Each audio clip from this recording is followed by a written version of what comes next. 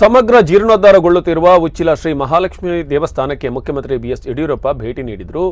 ದೇವರ ಆಶೀರ್ವಾದ ಪಡೆದ ಬಳಿಕ ಅಲ್ಲಿರುವ ಎಲ್ಲ ಭಕ್ತರನ್ನು ಉದ್ದೇಶಿಸಿ ಅವರು ಮಾತನಾಡಿದರು. ಜೊತೆಗೇನೆ ಈ ಸಂದರ್ಭದಲ್ಲಿ ಸಮಿತಿಯ ಗೌರವಾಧ್ಯಕ್ಷ ಡಾಕ್ಟರ್ ಜಿ ಶಂಕರ್, ದಕ್ಷಿಣ ಕನ್ನಡ ಮೊಗವೀರ ಮಹಾಜನ ಸಂಘದ ಅಧ್ಯಕ್ಷ ಜೆಎಸ್ಸಿ ಕೋಟ್ಯಾನ್, ಕ್ಷೇತ್ರಾಡಳಿತ ಸಮಿತಿಯ ಅಧ್ಯಕ್ಷ ವಾಸು ಸಾಲ್ಯನ್ ಅವರು ಬಿಎಸ್ ಯಡಿಯೂರಪ್ಪ ಅವರನ್ನು ಗೌರವಿಸಿದರು. ಸುಮಾರು 35 ಕೋಟಿ ರೂಪಾಯಿ ವೆಚ್ಚದಲ್ಲಿ ಸಮಗ್ರವಾಗಿ ಜೀರ್ಣೋದ್ಧಾರಗೊಳ್ಳುತ್ತಿರುವ ಮಹಾಲಕ್ಷ್ಮಿ ದೇವಸ್ಥಾನದ ಜೀರ್ಣೋದ್ಧಾರ ಕೆಲಸಕ್ಕೆ ಈಗಾಗಲೇ 5 ಕೋಟಿ ರೂಪಾಯಿ ಅನುದಾನ ಬಿಡುಗಡೆಗೊಳಿಸಿದ್ದು ಹೆಚ್ಚುವರಿ 10 ಕೋಟಿ ರೂಪಾಯಿ ಬಿಡುಗಡೆ ಇದಕ್ಕೆ ಮನವಿಯನ್ನು ಸಲ್ಲಿಸಲಾಯಿತು. ಈ ಸಂದರ್ಭ ಸಂಸದೆ ಶೋಭಾ ಕರಂದ್ಲಾಜೆ, ಮೀನುಗಾರಿಕಾ ಸಚಿವ ಕೋಟ ಶ್ರೀನಿವಾಸ್ ಪೂಜಾರಿ, ಶಾಸಕರಾದ ಲಾಲಾಜಿ ಆರ್ ಮೆಂಡನ್, ರಘುಪತಿ ಭಟ್ ಸೇರಿದಂತೆ ಮತ್ತಿತರರು ಉಪಸ್ಥಿತರಿದ್ದರು.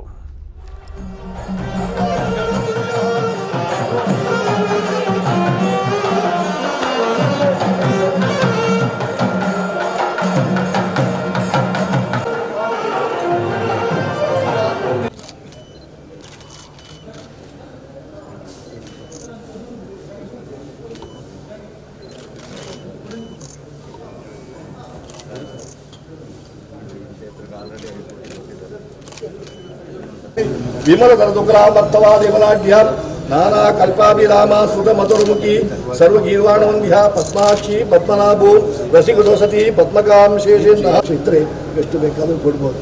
ಅದಕ್ಕೋಸ್ಕರ ನಾವು ಈ ಸ್ಥಳಕ್ಕೆ ಬಂದು ಜೀರ್ಣೋದ್ಧಾರಕ್ಕೆ ಪ್ರಥಮವಾಗಿ 5 ಕೋಟಿಯನ್ನು ಬಿಡುಗಡೆ ಮಾಡಿದ್ದೀರಿ. ಇನ್ನೂ ಕೂಡ ಅದಕ್ಕಿಂತ ಹೆಚ್ಚಿನ ಸಂಖ್ಯೆಯಲ್ಲಿ ಸಂಕಲ್ಪ ಮಾಡಿದ್ದಾರೆ. ಅವರ ಸಂಕಲ್ಪ ಕನಸಾಗಬೇಕು. ನಾವು ಇನ್ನು ಮುಂದಕ್ಕೆ ಆ ಜೀರ್ಣೋದ್ಧಾರ ಆಗಿ ಉದ್ಘಾಟನೆಗೋಸ್ಕರ ನೀವು ಕೂಡ ಬಂದು ಅದರಲ್ಲಿ ಪಾಲ್ಗೊಳ್ಳಬೇಕು. ಅದಕ್ಕೆ ಬೇಕಾದಂತಹ ಪೂರ್ಣ ಆಯುಷ್ಯ, ಪೂರ್ಣ ಆರೋಗ್ಯ, ಪೂರ್ಣ ಸಂಪತ್ತು ಕೊಟ್ಟು ಏನೊಂದು ತೊಂದರೆ ಇಲ್ಲದೆ ನಿರ್ವಿಘ್ನದಿಂದ ಈ ಒಂದು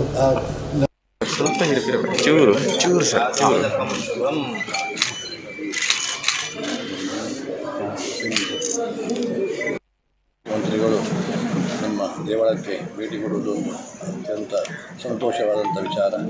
ಈ ಭಾಗದ ಕರಾವಳಿಯ ಕ್ಷೇತ್ರದ ಎಲ್ಲ ಜನತೆಗೆ ಒಂದು ವಿಶೇಷ ರೀತಿಯ ಅವರ ಸಹಕಾರದಿಂದ ಭಾರತೀಯ ಜನತಾ ಪಾರ್ಟಿಯ ಸರ್ಕಾರ ಭಾಳ ಒಳ್ಳೆಯದಿಂದ ನಡೀತಾ ಉಂಟು.